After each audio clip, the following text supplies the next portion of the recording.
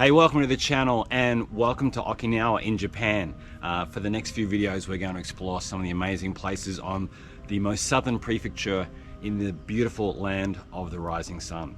I'm going to start this series at the former Japanese Navy underground headquarters here in Okinawa. This place played a very important role during the Second World War. I hope you enjoy coming along to check out this rather interesting place with an incredible history. The former Japanese Navy underground headquarters, or Kaigango, as it is also known, was constructed in 1944 during the Battle of Okinawa. The hill it is on is 74 meters above sea level and provides a great vantage point of the airport and the nearby port. More than 200,000 people lost their lives during the Battle of Okinawa. More than 188,000 of them were Japanese. Alright, so we're about to go into the caves proper right now. The caves go to a depth of about 20 meters, with the deepest location down here being the staff room, which is 25 meters below the surface. And the incredible thing is that these caves, which are made of a mix of timber and concrete and some other materials, were all done by hand. There was no electricity back in the day, and so this really is a pretty remarkable achievement. The caves extend for 450 meters underground, but the public is only able to see 300 meters. The headquarters were also an underground air raid shelter. Around 4,000 soldiers lived, worked, and hid here, while above the ground was being bombed by the US forces during the end of World War II.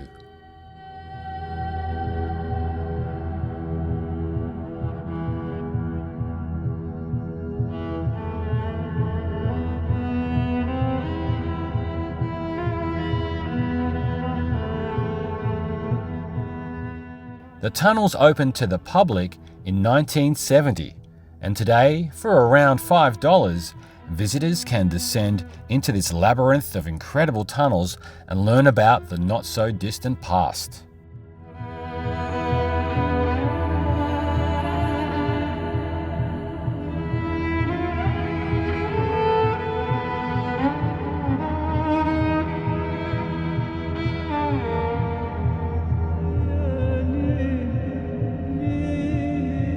Alright, so this is the radio room right now. More than 2,900 telegrams were actually sent from this room advising of the actions of the US military during the Second World War. And down here we have a bit of a replica of the kind of radio equipment they would have used during World War II.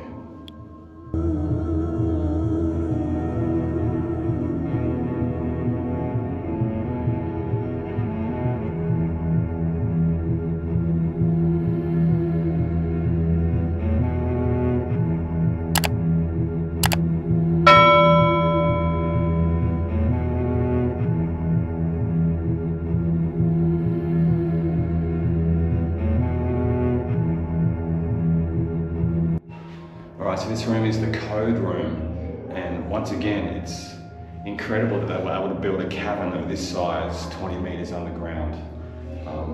It's very well made. It's obviously lasted over 80 years since it was built in 1944, over incredibly 5 months. It's just heartbreaking to think that at one point there was 4,000 people living down here in these tunnels, and they were starved of food and air and water as well. And originally they were able to go upstairs to use the toilet, but then once the war effort intensified, they weren't able to do that, and so they had to do their business down here. And you can just imagine the stench of 4,000 people under here trying to live in those conditions.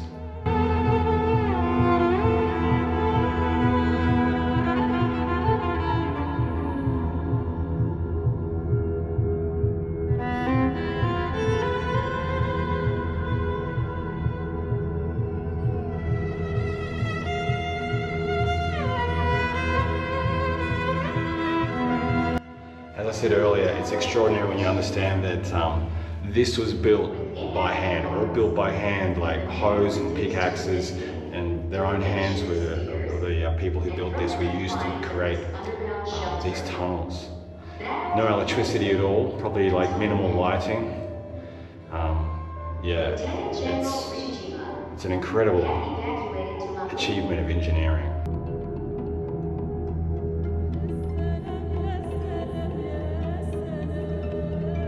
Alright, so behind me is the petty officer's room, and extraordinarily during the time of the war, this room was so crowded that it was standing room only. People even had to try to sleep by standing up in this room behind me.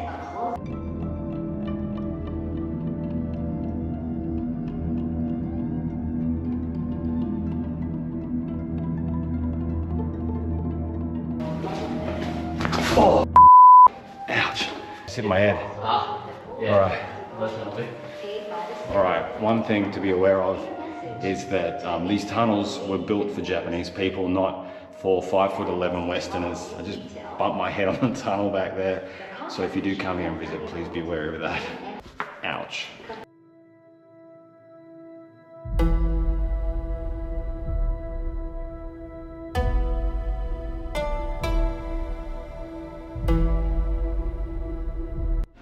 The room behind me is the room where Rear Admiral Ota sent his final telegrams off to Tokyo telling him how the Okinawan people fought and obviously died in the fight against the US in World War II.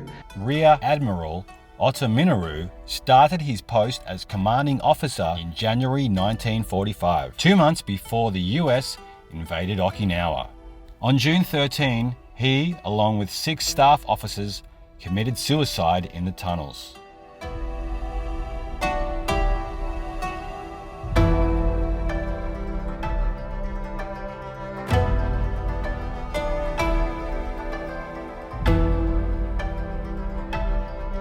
Alright, so this is the staff room, which is actually the lowest point in the tunnels. We're currently 25 meters below the surface. The staff officers' room is a bleak place to be.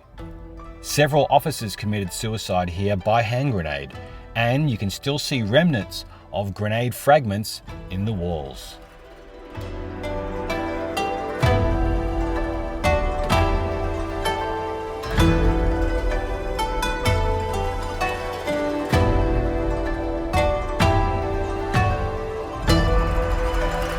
Behind me is an area that was nicknamed Hacksaw Ridge during the Second World War. It's a location where there was some extremely long and deadly battles during World War II when the American military was attacking the Japanese here on Okinawa. The battle for Hacksaw Ridge was part of the Battle of Okinawa, which began in April 1945 and was the last major battle of World War II. The ridge is also known as the Maeda Escarpment and was a major defensive position for the Japanese, with the site being located atop a 400-foot or 122-meter jagged cliff, pocketed with caves and holes that were hiding Japanese soldiers. If you've seen the film Hacksaw Ridge, which came out in 2016, you probably know a little bit about some of the story of what happened here. It's really famous for this, one of the US medics. His name was Desmond Doss, and he was a conscientious objector, which means that he was part of the US Army. And despite a lot of criticism and harassment, he stuck to his guns and refused to carry a weapon when he was performing military service. On one day in early May 1945, Doss was the only available medic, and unarmed and often in the line of fire, treated the wounded soldiers before lowering them safely down the escarpment using a sling, only following himself when all the others had been evacuated. And here at Hacksaw Ridge, he actually saved 75 lives, not just American ones, but Japanese ones as well. He truly was an incredible soldier, and he won the Purple Heart and many other awards as well during his career in the military. In October 1945, on his return to the USA, Doss was awarded the Medal of Honor by the US President, Harry Truman.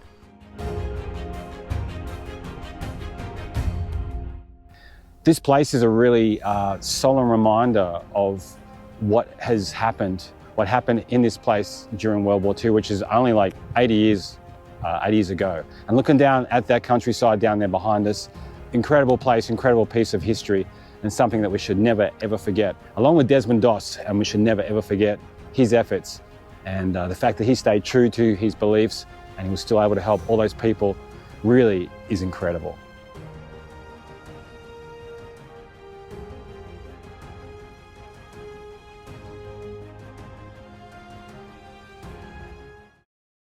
Today we're about to explore Okinawa's Churaumi Aquarium. It's one of the biggest aquariums in the world. It's got fish here from all over the world, and it's well known for having a big tank which hosts some of the biggest fish in the sea, including the whale shark, which is the biggest fish on the planet. So come along with me today as we explore this awesome place in a beautiful part of the world, otherwise known as Okinawa, here in Japan. Churaumi Aquarium opened in November 2002, and since then it's attracted more than 50 million visitors. The display behind me is on coral reef creatures, and so we have lots of beautiful corals, lots of tropical fish, including Dory from Finding Nemo. I haven't seen Nemo yet, but I'm sure I'll see him swimming around here sometime shortly. The Coral Sea tank contains 300 cubic meters of fresh seawater from the sea, which is right out front of the aquarium. As well as featuring an array of colourful fish, it includes more than 80 different species of coral which thrive in this environment. The layout of the tank is based on the coral reef, which is just off Motobu town, the town nearest to the aquarium. Alright, so right now we're in the zone called Coral Reef World, where we have lots of creatures that you find in the depths of Okinawa, including a few poisonous ones. And some of them are delicious too.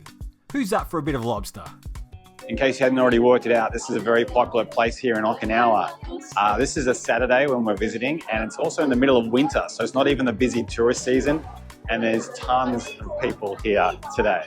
So you might want to pick a weekday slot when you come and visit.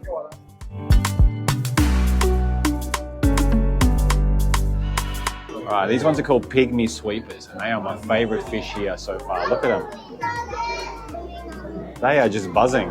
More dories? A lot of dories.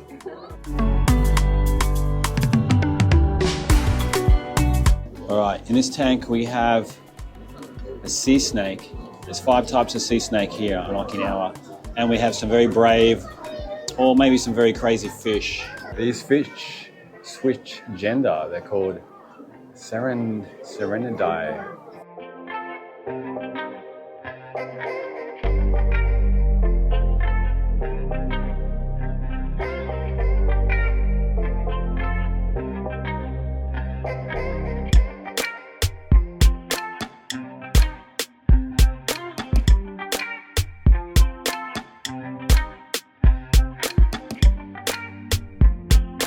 Right, this is one of the highlights of the aquarium. It's called the Kuroshio Sea, and this is one of the biggest water tanks in the entire world.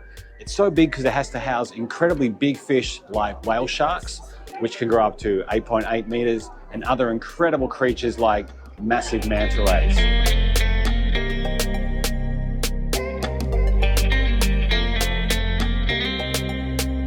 Look at the whale shark right now as it goes across the top of the tank, with its passengers, of course. And you can just see how its incredible size just dwarfs the size of the people watching down below. It's incredible.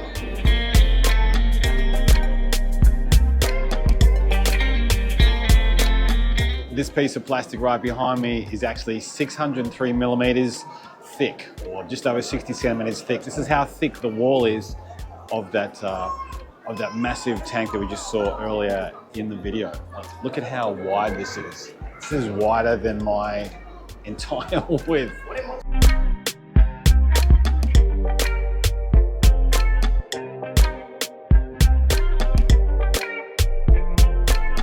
All right, so this is the Shark Research Lab, where of course you find sharks and also a lot of information about the research they've done to learn more about these incredible sea creatures. Like, did you know that the great white shark, when its babies are born, they weigh 20 kilograms and they are about 1.5 meters in length, which is extraordinary. And they don't have an umbilical cord. All that stuff was discovered through research, like the stuff that you find here in the aquarium.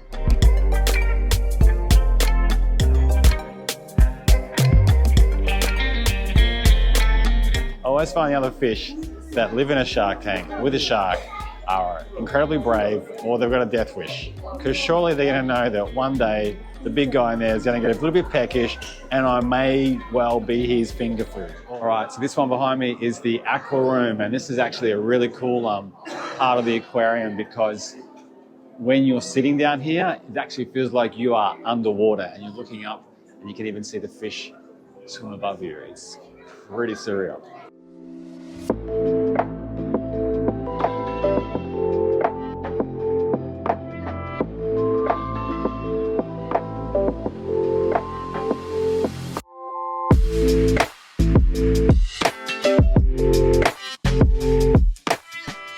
Well, if you're like me and you love a little bit of calamari, you should check out this giant squid right behind me. This thing is incredibly long and it's actually caught live, which is even more extraordinary. It's probably got enough here to satisfy the calamari lovers at your local fish and chippery for maybe months on end. Due to the deep sea around Okinawa, there are just an incredible number of unique species and unique deep sea species that you can see around these waters, up to 650 of them actually. So let's go check out these incredible creatures that live deep, deep under the blue sea. The following creatures were found in the waters of Okinawa at depths greater than 300 meters or 980 feet, with many of them being extremely rare or even brand new species that had been undiscovered until recently.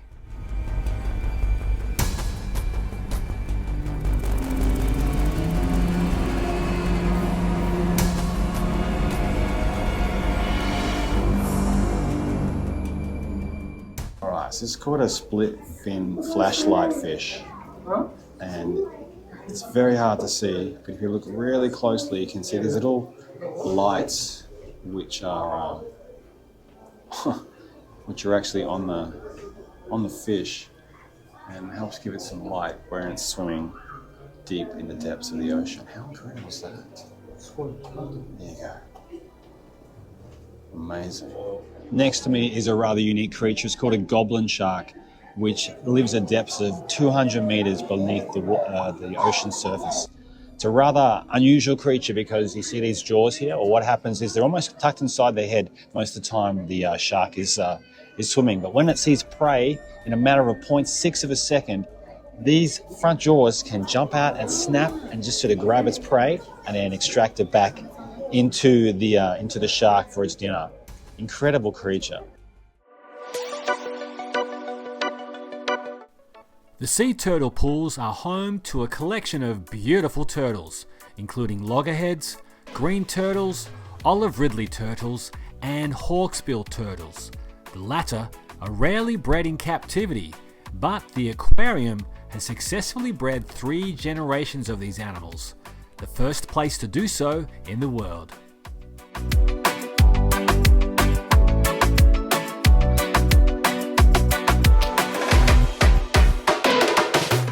Alright, these are the olive ridley turtles, and this is where they live, which is not much bigger than the swimming pool that my uncle set up on his farm when I was a kid. Alright, so these are black turtles, which I've actually never heard of, I've never seen before. Love turtles, big fan of them. And it says this aquarium's been the only place where they've actually bred them, or the first place to breed these in captivity, which is pretty extraordinary. There's one over there, he's waving at us, probably saying, help, help, help me escape. Get me out of here. Give me a bus ticket to Tokyo. These small enclosures are really troubling when you look how big these animals are and how much space they normally have to swim in when they're out in the ocean. Hope there's some kind of plan to put these into a bigger tank or the ocean one day, or at least in the ocean. Okay, just outside the rear of the aquarium is this dolphin pool where you can feed some of the resident dolphins for 500 yen, which is around about $5 Australian. You can get yourself a little sweet little bucket of fish food here. Ooh. Of fish food here, okay, and some ice that we're going to feed to the dolphins, because obviously dolphins like their fish with a little bit of ice. Okay, here we go. 1, 2, ichi, ni, san. Oh, nearly got it in his mouth. Sorry, buddy, I'm gonna share it around. Okay, here we go. They're clicking at me. All right, I love dolphins. This is a lot of fun.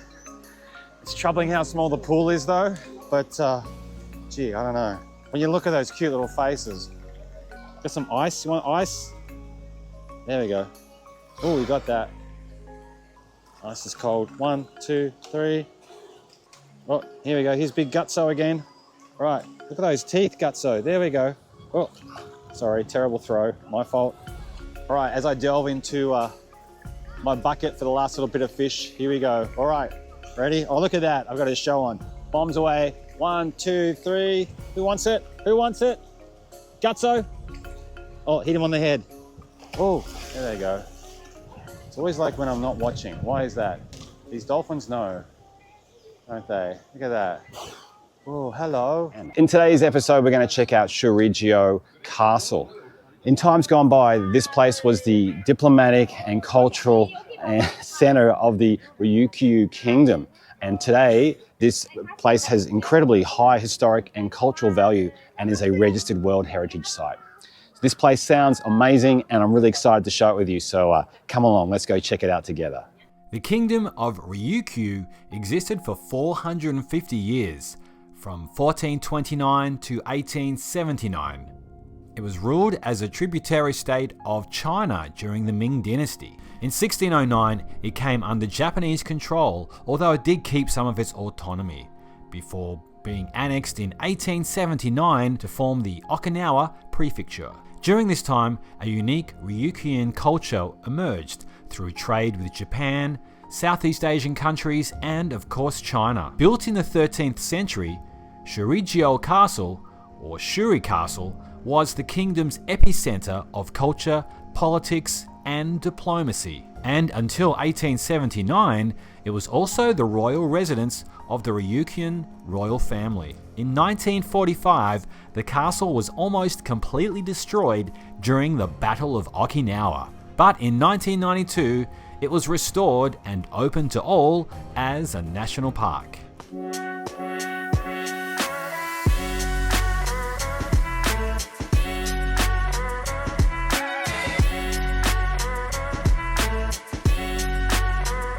All right, check out this amazing stone gate.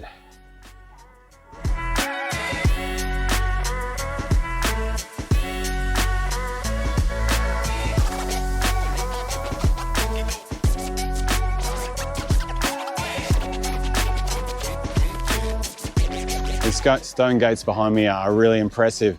And if you have a look either side, you will see these lions, which are there to ward off evil spirits, which is pretty cool. And they're a little scary.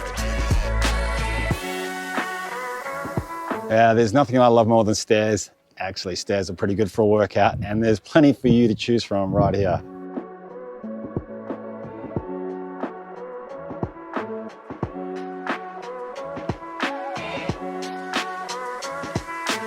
All right, only a short way into this little walk through this amazing castle area, and thankfully there's a nice spot here where you can just pause and catch your breath for a second.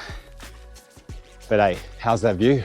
The castle sits atop a hill between 120 meters and 130 meters in altitude.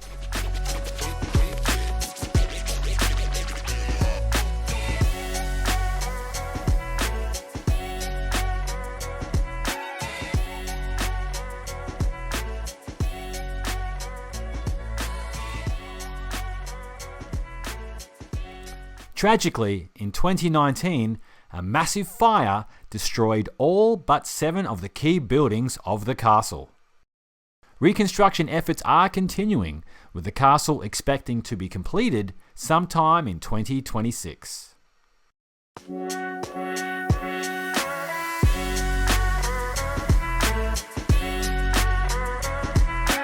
There is a lot to take in this park, and unfortunately a bit limited on time here today, but it's just such a really nice respite from the city.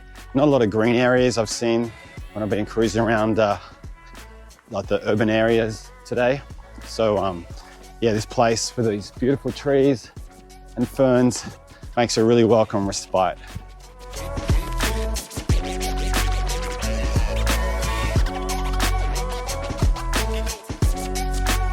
it's a rather cool and breezy February evening right now. We're about to check out some amazing lanterns at the Lantern Festival here at Murasaki. We're about to check out some amazing lanterns at Murasaki. We're about to check out some amazing lanterns at Murasaki Mura here in Yamaton in Okinawa. So come along with us and enjoy the show. Murasaki Mura is an Okinawan cultural theme park built as a recreation of Naha City during the 14th and 15th centuries.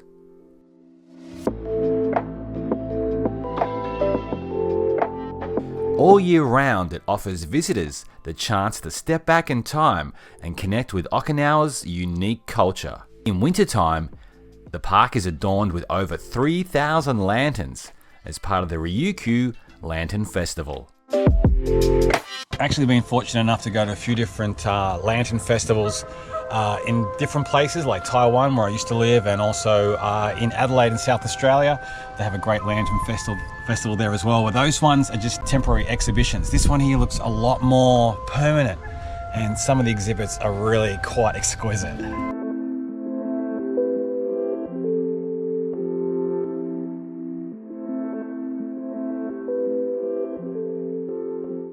As part of the festival, you can experience an 8-minute show featuring Ryukyu music and images projected onto one of the red roof buildings.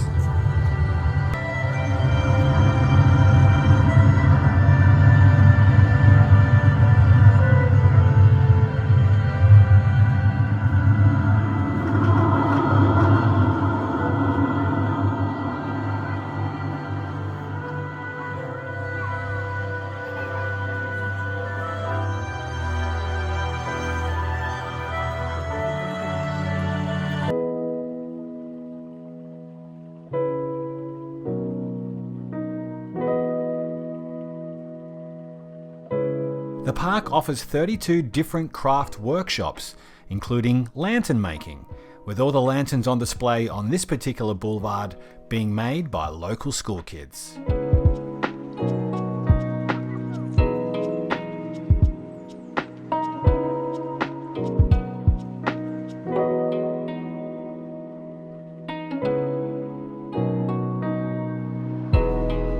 This is so cool. Everywhere you look in this part of the display, you're surrounded by these beautiful umbrellas. Reds, blues, purples are also vivid.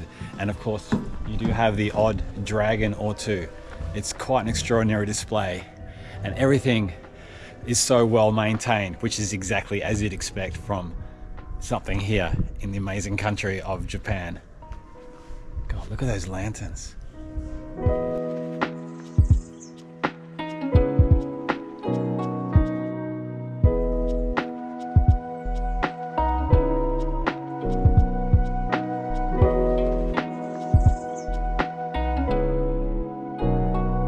The level of detail in these lanterns is really something else, and it's almost impossible not to be impressed by the handiwork on display.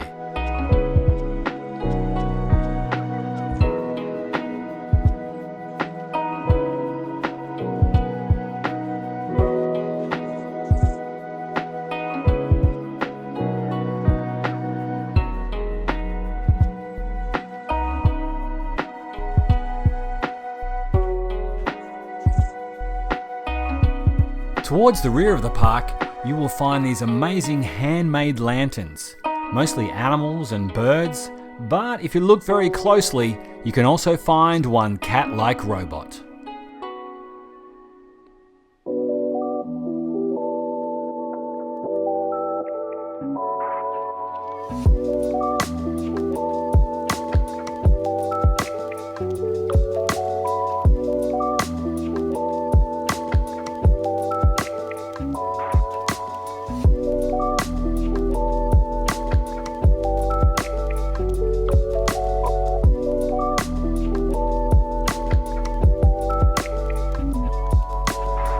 One of my favourite buildings was this one here that was filled with these incredibly colourful Vietnamese lanterns.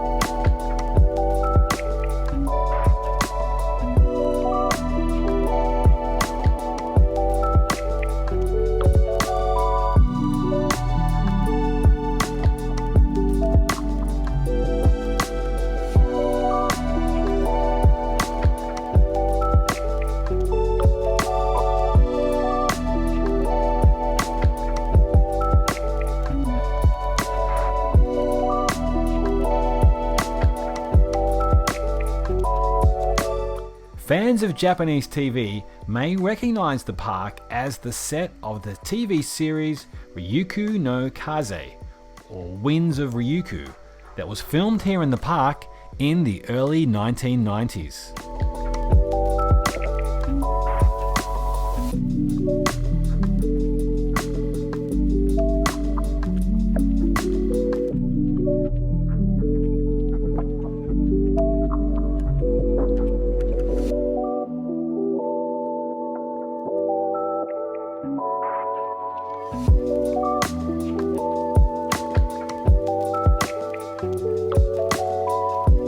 Angel Hall looks truly amazing, all bathed in red light at nighttime, and features these amazing Chinese-style dragons.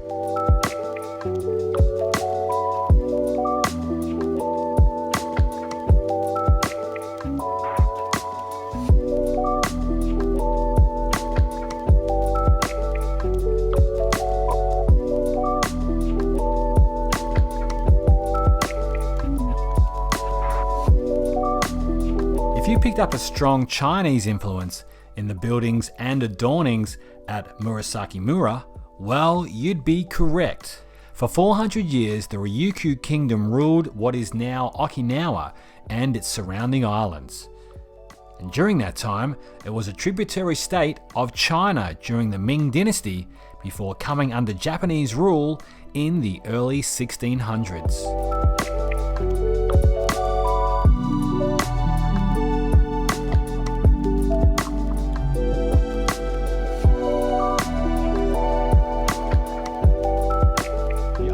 Of Okinawa have a population of around about 1.5 million people, and of those 1.5 million people, around about 80,000 American servicemen and women and their families. They stationed at one of the several bases here on the island, which is a very important location for US troops in the Pacific region. As a result of that, here, just north of Naha, they've created this incredible area called American Village, and today we're going to check it out here on Adventure Tim.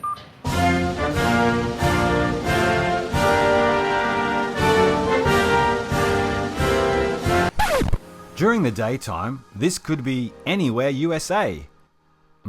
Except for this kind of strange and creepy stuffed cat toy shop.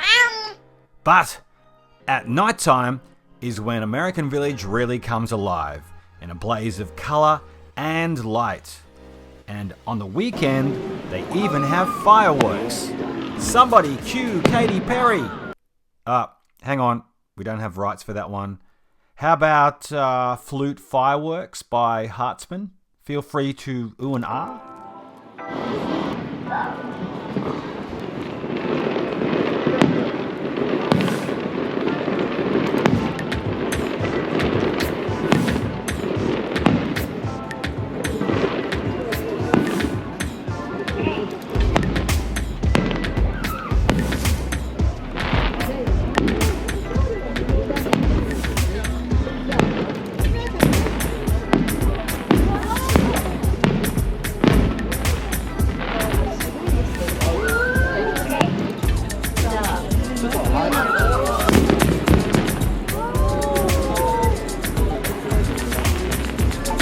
Once you've done oohing and ahhing at the fireworks, or maybe going patty cake crazy down at the awesome video arcade, there are lots of great restaurants to check out. And a few places selling local Okinawan cuisine, just like this little gem.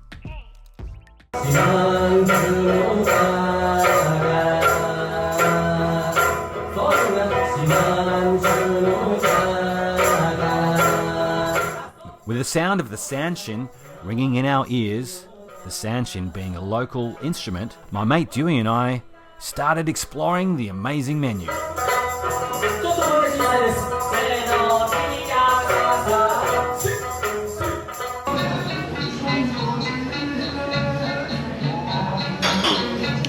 Very interesting. Must try though. It is like, it's sweet, but there's also savory at the same time. I don't know, you gotta try it, Tim. Hey, I hope you're getting something out of this content on this beautiful part of Okinawa. If you would do me a solid right now, I'd really appreciate it if you could hit the like and the subscribe buttons. Doing these couple of small things really helps the growth of my channel, and it means I can help making videos like this one for you. Thank you for listening, and let's get back to the video. Right, now it's my time. It's my turn to try this delicious treat that translates to sea grapes or sea caviar. It's called umi budo in Japanese. So have a good look at that. Dewey's already had a bit of it. Looks like I'm eating something that's part of a tree, but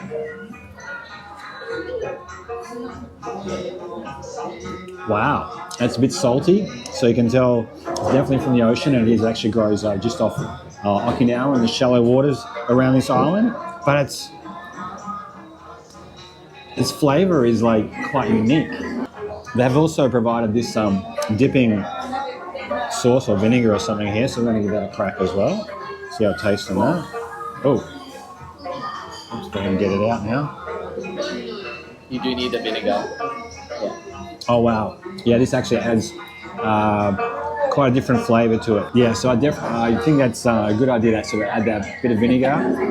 Makes it taste a little bit more refreshing. So next up on our Okinawan dish list is squid ink shambaru. I think is the correct way of pronouncing it. So as you can see, the black color here of the squid ink is what's colored the noodles in this awesome looking stir fry. Let's give this one a try. And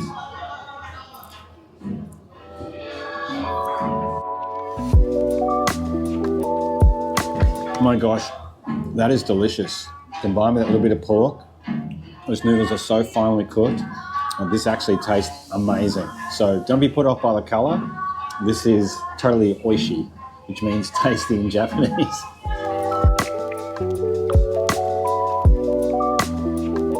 This next up is a Japanese classic. You can get it on mainland Japan as well. Lots of different places. It's called yakitori. It basically means like grilled chicken, and it's on this awesome dish here, which has got other vegetables as well. So, oh my God, I'm not sure what that sauce is on top, but this thing is made from heaven, man. This is so, so good. Wow, I love Japanese food.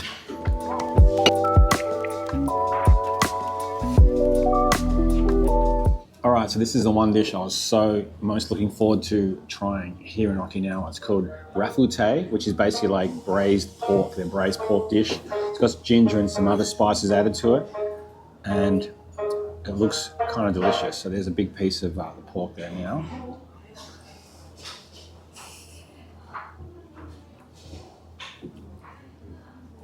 Oh my God, that is a flavor explosion of the highest order. That is absolutely amazing. Wow. This dish is just blowing me away. I'm not used to eating this well. This is incredible food. If you come to Okinawa, you definitely got to try all these foods, but especially rafute.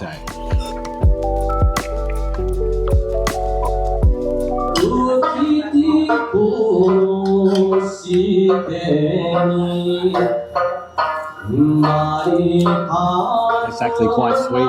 It's really, really nice, that one. It goes really well with this vegetable too. It's lovely. Sliced pigs here, who knew? Once dinner was over, Dewey busted out his mad skills on the tambourine. Bang your tambourine.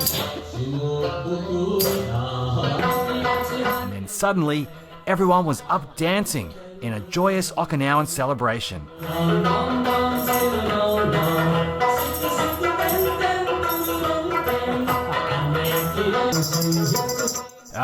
If you can't beat them, well, you might as well join them.